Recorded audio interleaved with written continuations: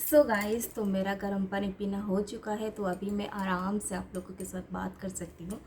तो कल मुझे लगा कि मुझे मेरे हेल्थ के बारे में आप लोगों के साथ अपडेट करना चाहिए, क्योंकि नए नए सब्सक्राइबर जो होंगे वो देखेंगे कि मैं फ़िट नहीं हूँ। फिर भी मेरा जो नाम है, मेरा चैनल का नाम है फ़िट होम मेकर जर्नी। तो ये कैसे क्यों है? क्योंकि मैं पहली बार बता देती हूँ कि मैं बिल्कुल अनफिट हूँ सारे काम करने में। अभी कोशिश कर रही हूँ कैसे फिट बनूँ। मेरा ये चैनल का मतलब ये है कि मैं फ़िट होके आप लोगों को दिखाऊंगी, कभी ना कभी फ़िट होके पूरा दिखाऊंगी। सब कुछ काम जैसे आप लोगों को पसंद आएगी कि हाँ, चैनल जो है इसका नाम जो है और ये लेडी वही काम कर रही है। तो मेरा जो सफ़र है अभी स्टार्ट हो गया है। तो मेरा जो तबीयत है बहुत ही ख़राब रहता है। आफ्टर प्रेगनेंसी मेरा तबीयत बहुत ख़राब रहता है। सॉरी। तो इसकी वजह से मुझे लगता है कि मुझे कुछ करना चाहिए और कुछ मोटिवेशन होना चाहिए कि कुछ करने के लिए। तो अभी बिल्कुल भी आप लोगों को जैसे पता होगा, कोरोना टाइम में बिल्कुल सब कुछ बंद था। अभी भी मन में डर है कि हम लोग भीड़ भाड़ जगह पे नहीं जाते हैं और थोड़ा सा डिस्टेंस भी मेंटेन करते हैं, मास्क भी लगाते हैं, सब कुछ करते हैं, फिर भी डर लगा रहता है। तो इसलिए मैंने बाबू का, जो मेरा बच्चा है वो 5 साल का है, तो उसका मैंने स्कूल अभी बंद कर दिया है। स्कूल सब कुछ खुल चुका है लेकिन मैंने बंद कर दिया है, उसको नहीं छोड़ रही हूँ, ऑनलाइन क्लासेस नहीं दे रही हूँ, घर पे बिठा कर उसको पढ़ा रही हूँ, ये सब काम कर रही हूँ। घर का काम भी रहता है।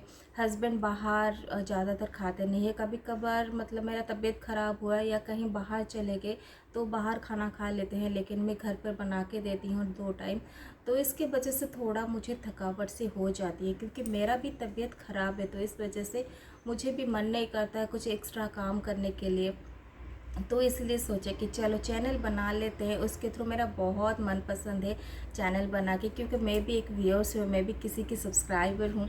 तो इसलिए मुझे बहुत ज़्यादा पसंद है कि मैं भी अपना चैनल बना के अपने खुद को मोटिवेट करके ये सारे काम करूँ। तो इसलिए मैं आ गई और मेरा हेल्थ प्रॉब्लम के बारे में आप लोगों को ज़रा सा बता देती हूँ कि क्यों मैं इतनी ज़्यादा मोटी हूँ या फैटी हूँ या कुछ भी हूँ, अनफिट हूँ कुछ काम करने में।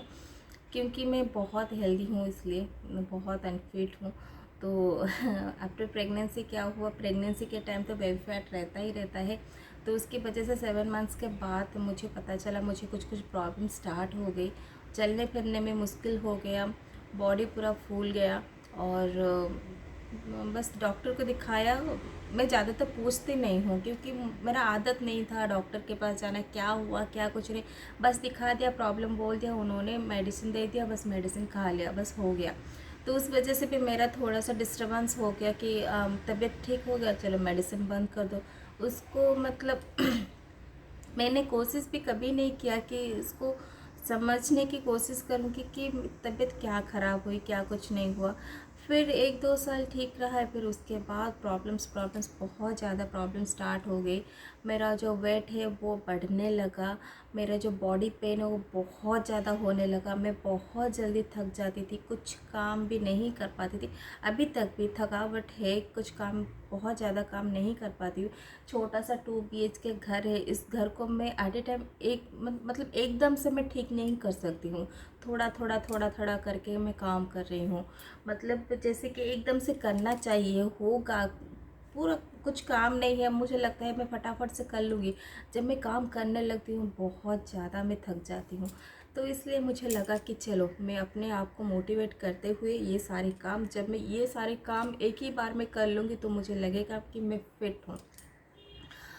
तो चलिए मैं प्रॉब्लम्स के बारे में आप लोगों के साथ शेयर करती हूँ कि मुझे क्या हुआ था। पहली बार तो मुझे 7 मंथ्स के बाद आफ्टर डिलीवरी तो मुझे पैर वैर फूलना सब स्टार्ट हो गया था। हड्डियों में पेन बहुत ज़्यादा था, मतलब मैं चल ही नहीं पा रही थी, इतना ज़्यादा पेन था। मुझे लग रहा था कि उस टाइम में ना दिल्ली में थी, तो मुझे लग रहा था कि मुझे चिकनगुनिया हो गया।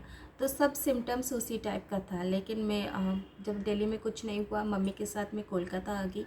कोलकाता आने के बाद मुझे पता चला कि कुछ प्रॉब्लम हुआ था, मेडिसिन वगैरह दिया था। तभी मुझे, मेरे दिमाग में सच्ची में कुछ नहीं था कि इंजेक्शन क्या है, किस लिए दिया जा रहा है, क्या कुछ है क्या कुछ नहीं, मुझे कुछ भी मेरे दिमाग में नहीं था। तो उस टाइम वो इंजेक्शन वगैरह लेके मेडिसिन खा के मेरा तबीयत बिल्कुल ठीक हो गया। मेरे घुटनों में इतना दर्द था, मैं बैठ नहीं पाती थी, मतलब पैर को फोल्ड करके बिल्कुल भी बैठ नहीं पाती थी, इतना ज़्यादा मुझे दर्द होता था घुटनों से लेकर मेरे पैर तक। तो पूरा मतलब फुट पेन तो बहुत ज़्यादा होता था, बहुत ज़्यादा, मैं चल नहीं पाती थी, इतना ज़्यादा पेन। फिर जब तबीयत ठीक हुआ, फिर बाद में पता चला कि मेरी सारे मतलब जॉइंट्स में पेन होने लगे। जैसे उंगली को ऐसे चटकाते हैं, क्या बोलते हैं ना, ऐसे ऐसे मैं बिल्कुल भी उंगली को मोड़ भी नहीं पाती थी, ऐसे दबाना तो बिल्कुल दूर की बात, ऐसे मोड़ नहीं पाती थी, इतना दर्द था। अभी तक भी मेरे उंगलियों में है, मुझे पता चलता है। तो ये सारे चीज़ था मेरा। तो उसके बाद में ठीक हो गई, मेडिसिन मैंने लिया, इंजेक्शन लिया, सब कुछ लिया, उसके बाद में ठीक हो गई। फिर 1 साल के बाद मेरा और एक प्रॉब्लम स्टार्ट हो गया, मेरा नस का प्रॉब्लम स्टार्ट हो गया पैरों में। मतलब मेरे कमर से लेके पैरों तक, मतलब नीज तक, नी में बहुत ज़्यादा पेन करता था। उस टाइम मुझे पता नहीं चला कि मुझे हुआ क्या है, क्या हुआ है, मुझे ऐसे क्यों हो रहा है। फिर उसके बाद बहुत सारे डॉक्टर मैंने दिखाए, उन्होंने बोला शायद किसी वजह से नस थोड़ा दब गया है, तो ब्लड सर्कुलेशन जो है वो ठीक ठाक नहीं हो रहा है, इसलिए तुम्हें पेन हो रहा है। मालिश करो, ये करो, थोड़ा सा एक्सरसाइज करो, मालिश करो और मेडिसिन खाओ, ठीक हो जाएगा। फिर भी बिल्कुल ठीक नहीं हुआ। फिर मैं चलने के लिए गई बाहर, तो उस वजह से क्या हुआ, मुझे बहुत ज़्यादा पेन होता था। तो मैं धीरे धीरे उस पेन के ऊपर दबाकर चलने लगी कि मुझे चलना है, मुझे चलना है। एक्सरसाइज तो वैसे घर पर बैठ के मैं नहीं कर पाऊँगी, तो वैसे मुझे चलना है। वॉकिंग से सबसे मतलब वॉकिंग एक बहुत ईजीएस्ट वे है, आप कर सकते हो हमेशा, तो कभी भी जाके वॉकिंग कर सकते हो आप। तो इस वजह से उस दर्द के ऊपर मैं चलना स्टार्ट किया। तो कब मेरा दर्द वो चला गया मुझे भी पता नहीं चला, और चलने का नशा जो है वो मतलब मुझे चलना है करके वो नशा छा गया। तो इसलिए मुझे दर्द का पता नहीं चला, कब वो दर्द पूरा ठीक हो गया मुझे पता नहीं चला। उसके बाद एक बार मेरे बाल झड़ने लगे, मतलब बीच बीच में एक सर्कल टाइप का पूरा उठ जाता था बाल। मैं कभी दिखाऊंगी, अगर फ़ोटोज़ होगा तो मैं आप लोगों के साथ शेयर करूंगी। तो वो सारे चीज़ प्रॉब्लम्स होने लगे, तो मैं कोलकाता में एक मैडम के पास गई, उनको सारे रिपोर्ट्स दिखाया। तो उन्होंने मुझे एक बात बोला कि तुम्हारा ना D3 का प्रॉब्लम है। जब D3 का प्रॉब्लम होता है, बहुत ही नॉर्मल सा प्रॉब्लम होता है, लेकिन हम लोग अगर उसको निगलेक्ट करते हैं ना, तो ये बहुत मतलब हड्डियों में बहुत प्रॉब्लम करेगा। तुम्हारा एज जब थोड़ा सा हो जाएगा, थोड़ा सा मतलब 45 to 50 के अंदर हो जाएगा, तो तुम्हें चलने फिरने में बहुत दिक्कत होगी। और उस टाइम तुम जितना भी मेडिसिन खाओ, जितना भी कुछ करो, कुछ फ़ायदा नहीं, तुम्हारा तबीयत ख़राब होता ही जाएगा। उस टाइम मेडिसिन भी ज़्यादा काम भी नहीं करता। तो अभी तुम ठीक हो, यंग हो, अभी से तुम ट्रीटमेंट स्टार्ट कर दो।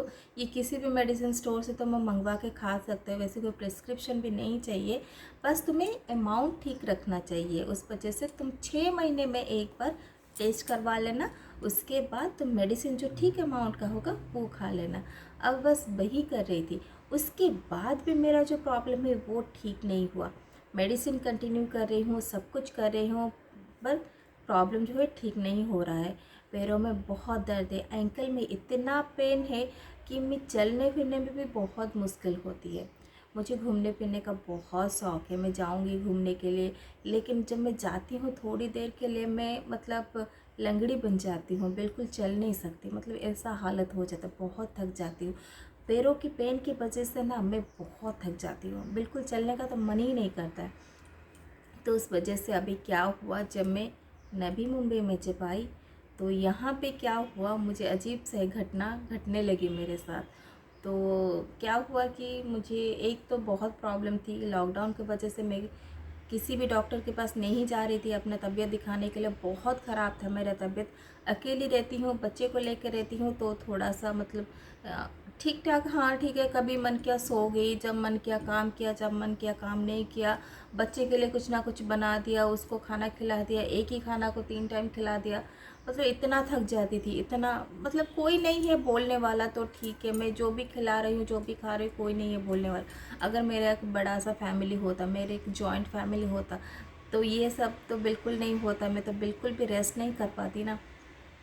तो इस वजह से तो आगे तो नेगलेक्ट हो गया कि मेरा तबीयत ख़राब हो रहा है, ठीक है, मैं हल्का फुल्का कुछ थकान सी है वो हो रहा है, तो चलो भाई, उसमें भी चेन्नई में बहुत छोटा सा घर था, उस घर को भी क्लीन नहीं कर पाती थी। मेरा मन इतना मतलब इरिटेट फील होता था ना कि इतना छोटा सा घर है, बहुत जल्दी गंदा हो रहा है। मैं ये नहीं सोच रही हूँ कि मैं काम नहीं कर पा रही हूँ, मुझे थकावट सी लगती है, मैं काम नहीं कर पाती हूँ। तो चलिए जो भी हुआ ठीक हुआ। फिर आ गई मैं नवी मुंबई। नवी मुंबई में इंसिडेंट हुआ कि जिस चीज़ को मैं छूती थी, मतलब स्टील की जो बर्तन होती है, छू लेती थी तो झटका सा लगता था। अगर रब करके किसी चीज़ को साफ़ करती थी, बेड हुआ या सोफ़ा हुआ, तो उसमें भी मुझे झटका लगता था। तो फिर क्या हुआ, मैंने अपने एक दोस्त है उसको फ़ोन किया। उसके हस्बैंड जो है मेडिसिन में है, तो उनको पता है, फार्मासिस्ट है ना, तो उनको पता है। तो उनको फ़ोन किया, अरे कुछ हो रहा है क्या मेरे अंदर, मुझे पता नहीं, सब कुछ मतलब मुझे लगता है कि किसी चीज़ को अब मैं रब करती हूँ ना, तो उससे उसमें एक होता है ना आपको चिड़चिड़ चिड़चिड़ एक साउंड होता है जो झटका लगता है, उसमें उस टाइप का मुझे साउंड हो रहा है। और किसी बर्तन को, किसी चीज़ को छू रही तो झटका लग रहा है। मेरा बच्चा मुझे दौड़ के आके छू रहा है तो झटका लग रहा है। थोड़ा सा, इतना ज़्यादा झटका नहीं, थोड़ा सा आपको लगेगा करंट जैसी, तो वैसा मुझे लग रहा है। तो मैं क्या करूँ? तो फिर मैंने अपने हस्बैंड को फ़ोन किया, डॉक्टर के पास गई, उनको सारी प्रॉब्लम, मतलब बहुत दिन के बाद मैं डॉक्टर के पास गई। सारे प्रॉब्लम मैंने उनके साथ शेयर किया और उन्होंने टेस्ट वगैरह दिया और मुझे पूछा कि थायराइड की प्रॉब्लम थी क्या। मैंने बोला कि थायराइड की प्रॉब्लम तो नहीं थी, बस सब कुछ टेस्ट उन्होंने लिख लिया। थायराइड के बारे में पूछा, मेडिसिन कब खाया, कब था क्या। मैंने थायराइड का प्रॉब्लम तो नहीं था, बट प्रेगनेंसी के टाइम मैंने थायराइड की मेडिसिन खा रही थी, उसके बाद मैंने बंद कर दिया। तो उनको भी पता चल गया कि एक्चुअली थायराइड की मेडिसिन जो है बंद करना नहीं चाहिए। तो उसके बाद उन्होंने सारे टेस्ट वेस्ट करवाए, तो सब कुछ ठीक था, लेकिन हाइपोथायराइडिज्म था मेरा। तो मेडिसिन दिया, मेडिसिन कभी भी बंद नहीं करना इन्होंने बोला। और जब मैं मेडिसिन खा रही हूँ, इतना ज़्यादा मुझे परेशानी नहीं हो रही है। पैरों का प्रॉब्लम बिल्कुल भी ठीक नहीं हुआ है, बिल्कुल मतलब पूरा ख़त्म नहीं हुआ है, अभी भी है। और लेकिन उस टाइप का नहीं जैसे कि मैं 10 मिनट या 5 मिनट खड़े होकर अगर काम करती थी तो पैरों में इतना पेन स्टार्ट हो जाता था कमर तक। मैंने पैरों में भी तो पेन स्टार्ट होता था, फिर कमर में भी पेन स्टार्ट हो जाता था और बहुत ज़्यादा थक जाती थी। 5 मिनट 10 मिनट अगर खड़े रह के काम करती थी, आधा घंटा में बैठ के थोड़ा सा रेस्ट करती थी। तो अभी बिल्कुल वैसा नहीं है, अभी मैं आराम से काम कर रही हूँ। हाँ, प्रॉब्लम्स है, प्रॉब्लम्स बिल्कुल नहीं गया है, प्रॉब्लम है, बट आराम से मैं काम कर रही हूँ। तो इसीलिए तो मैं अपना घर का काम जो है कर रही हूँ, आप लोगों के साथ शेयर कर रही हूँ। और मेरा मेन मोटिव है, मैं अभी कहीं पे भी बाहर जाके थोड़ा सा चल नहीं पाऊँगी। अभी बच्चा घर पर है, जब तक वो स्कूल नहीं जाता मैं नहीं कर सकती हूँ। घर पर जितना होता है उतना करती हूँ। और मैंने सोचा कि चलो 2 काम कर लेते, एक्सरसाइज की एक्सरसाइज हो जाएगी और मेरा जो है घर का काम भी हो जाएगा। तो इसलिए ये चैनल इसी की तरफ है, इसी बीमारी से ये चैनल जो है जन्म लिया है। तो मैं अपना घर का काम करती जाऊँगी, फिट होती जाऊँगी और आप लोगों के साथ शेयर करती जाऊँगी।